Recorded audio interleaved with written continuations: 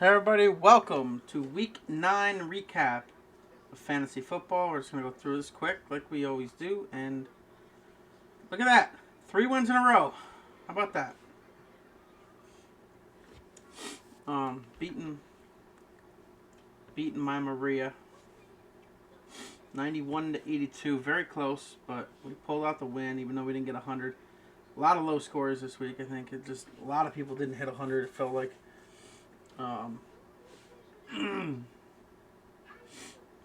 And Matt Fisher beat Pat 100-90. Gary wins another one, 91-90. 1 point win over Zach Flippin. And then Colby pulls out a win against Andrew, making Andrew fall to 2-7. Brandon squeaking out a win with only a 76 against Mason. Bill losing his first of the season to my dad. How about that? 119-112, and Bill is no longer undefeated. And my other uncle wins 113-93, and Caitlin wins 123-108 over Dylan. So Dylan loses his third. Still a 2-game lead for Bill because Dylan was the only one left with 2 losses. And Bill was 8-0, and he was 2 games back at 6-2. But they both lost, so they're still 2 games apart. So that's that. We'll look over here at the box scores. And this is me and Maria's matchup. Nothing spectacular at all on either side. Not even any, no 20-point at all for anybody. That's how bad it was. Gardner Minshew only 9.5. A.J. Brown had the most with 19.6 on my side. And the most on her side was directly across is T. Higgins with 19. Oh no, sorry, Derrick Henry had 19.2.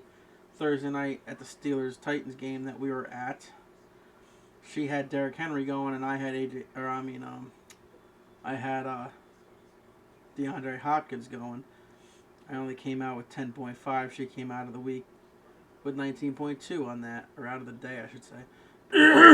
With the Thursday night game, my Titans didn't pull it off, but my dad was happy because he's a Steelers fan, and obviously one of us was going to come out of there happy, and one of us not as happy. But it was a very, very fun time.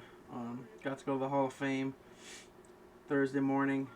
And then traveled to Pittsburgh, 2-hour drive from the Hall of Fame to the stadium. But we found a place to eat quick before, able to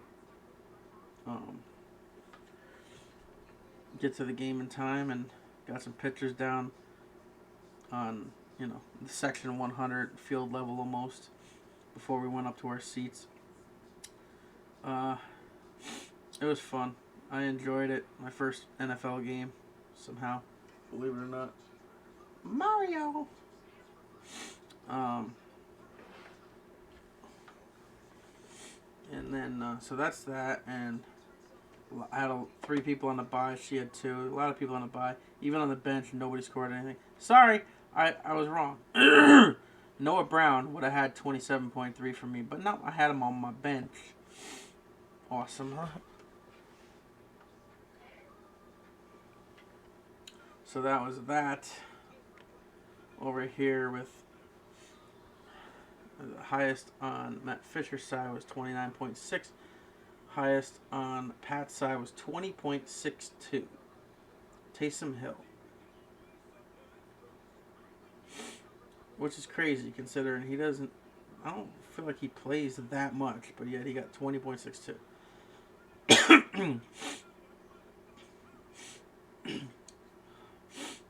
But that's, nothing really stands out on these either. 18.96 on the bench would have beat the 7.2 and would have actually won him the game if he had them switched. Barely would have won. He was exactly like 10 points down, and that was an 11-point difference. So if he had Deshaun Watson in instead of Zach Wilson, he would have won. It go that way sometimes. Nothing really stands out there. We'll move on to the next one. Gary once again with another win. Coming out of nowhere, barely squeaking that one out by 1 point. Tua with 12 points. Stevenson with 22.9, highest over here. Not really much else other than that. No 20s on this side either, even losing 3 with the Buccaneers. That 3-point loss on the defense is what lost Zach the game, the week. Wow. Imagine that, losing by less than, losing by less or about a point, and your defense had -3. That sucks. Josh Dobbs on the bench, 24.9. Also did way better than Tua did in that week.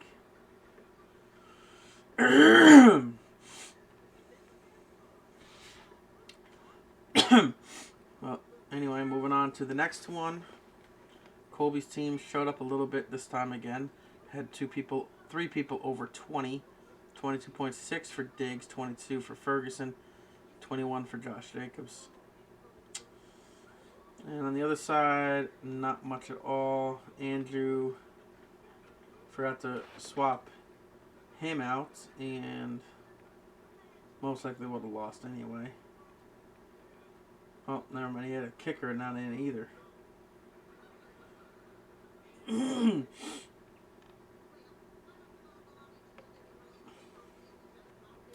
But a lot of points on the bench, sort of. Almost outscored his actual team. But anyway, that's that. Nothing really stands out besides the one I just said. On this side was Mark Andrews, tight end, 17 points. And he lost 4 points with defense as well, as his defense gave up 37 points to Baltimore. And then over here we have Brandon beating Mason. Let's see, and even had 2 zeros as well, and still ended up beating Mason's score, 76-70. I mean, that team was projected at 114 for Mason, projected to win by almost 35 points, and ended up losing by 6. That's rough. Oof. Didn't even get half. Yeah, they did. Yes, he did. Barely got half of the projected score. And then on the other side, no standouts in this either. Nobody over 20 points. There was not a lot of fantasy points this week for anybody. Derek Carr on the bench, I think, had more than anybody. No, Baker Mayfield actually did that more than him. So that was that. And then moving on to the next one. This is what everybody's been wondering, if Bill was ever going to get beat, and there it is. He got beat 119 to 112. Having Dak Prescott 20, almost 30 points. Komet with 23. Eckler with 21. Very good points. Ended up winning. On this side, highest was Otten, 23 points. And Bill had C.J. Stroud on the bench with 41 points.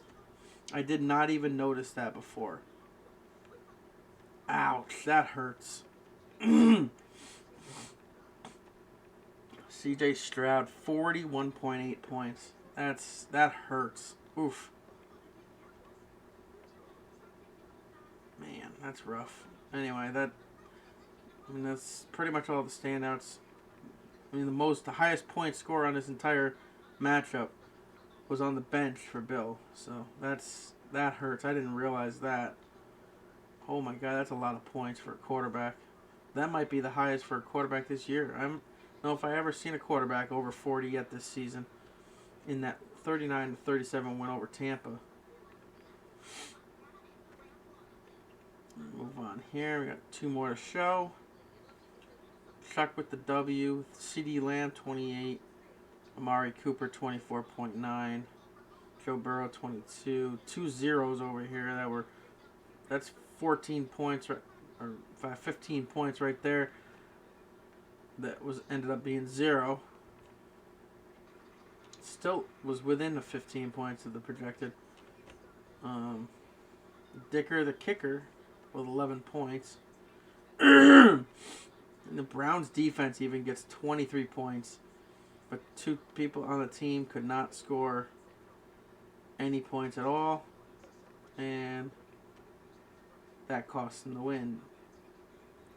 Not really anything on the bench here. Nothing on the... Dude, that's nothing on the bench. Literally every player that did the best for him was in. So that was perfect. Couldn't be any better. Final matchup. Dylan and Caitlin. Caitlin getting above 500 at 5-4. And Josh Allen, 24 points. Rashad White, 27.9. Even the bench looks decent in these 3 here. 40 points. But the bench is even better over here with 50. But also another 12.9 projected ended up with 0. And another 0 with the Bills defense. So there's a lot of zeros for people that not even like they were out or forgot to change them either. They were actually... A lot of the zeros that have been in this week are all people that were supposed to projected with points and ended up with 0. Gabe Davis 12.9 ended up at 0. Like that's rough. When that happens to you, I know the feeling, because I've had that happen to me. In fact, was this one of the weeks that I have a 0 too? No, it wasn't. But I know it's happened multiple times. So. Hopefully I didn't jinx myself for future. But we just went through that. The standings are right here. Bill still leads by 2 games over Pat, Dylan, and Matt Fisher at 6-3. Caitlin, Colby, me, and Chuck at 5-4. Matt, Zach Flippin, my dad, and Brandon at 4-5. Gary and Mason at 3-6. Maria and Andrew at 2-7. So that's the way that looks. Let me forgot to show something here. I did put this in here. Again, so week 9. So here we go. We'll go through this real quick.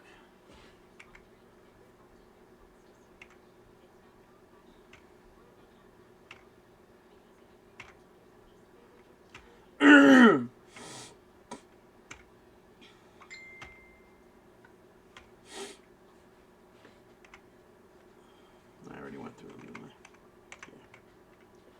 Alright, and then the detailed results. Which obviously you've seen all of these already, but I like showing this because by the time, the last thing I put is all the scores in order by score. So you can see, how everybody compared to each other. All 16 of us compared with each other. And the standings.